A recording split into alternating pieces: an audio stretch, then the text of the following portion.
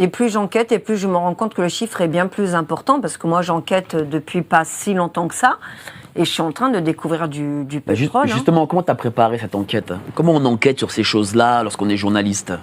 En fait, et même plutôt, je te dirais enquêteur police-justice, et comment on fait? Ça vient à moi, parce que déjà moi, du haut de ma quarantaine, je reçois des propositions tarifées. J'ai voulu vendre ma verrière, on m'a proposé d'envoyer la photo de mon corps et de me payer sur le bon coin. Je vends une verrière à 100 €, enfin c'est lunaire. Donc c'est comme ça que c'est arrivé petit à petit, donc j'ai créé des faux profils, et là, je peux pas dire que j'ai découvert le poteau rose, mais quand même. Et puis à travers mon expérience avec Abel et son association. Et de là, j'ai décidé tout simplement d'étudier le phénomène d'abord à travers les TikTokers et les influenceurs avec les fameux hashtags.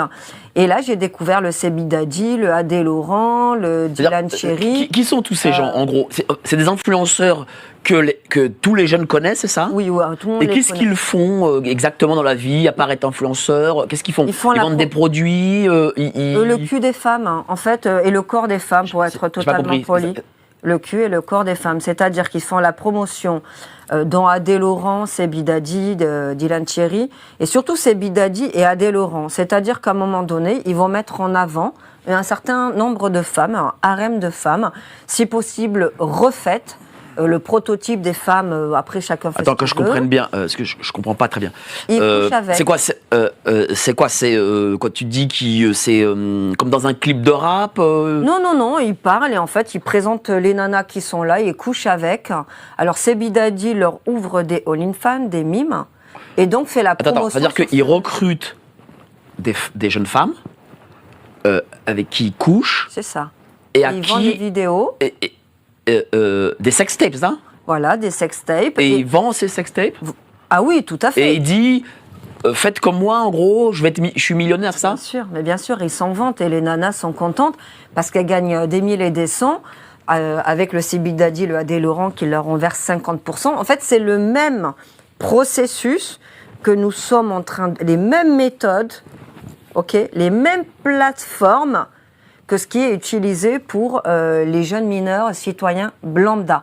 Et ça vient de ces gens-là. Et est-ce que ces filles sont forcées de le faire? Non. Comment ça se passe? C'est-à-dire que c'est une petite annonce qu'il fait, vidéo? Comment ça se passe? Ils les recrutent parmi leurs abonnés parce qu'ils sont très suivis et très connus. Ces filles-là, a priori, ne sont pas forcées. Je parle bien de ces filles-là. D'accord. Là où il y a un problème, c'est que quand tu parles de jeunes mineurs citoyennes lambda, elles, par contre, elles sont forcées. C'est parce que c'est pas la même notoriété, c'est pas les mêmes méthodes.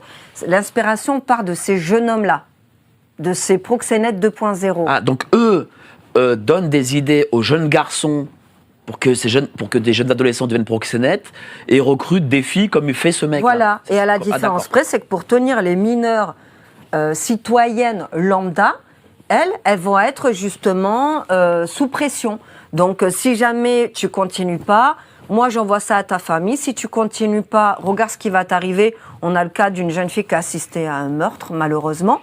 Donc voilà, si jamais tu continues pas, la prochaine c'est toi.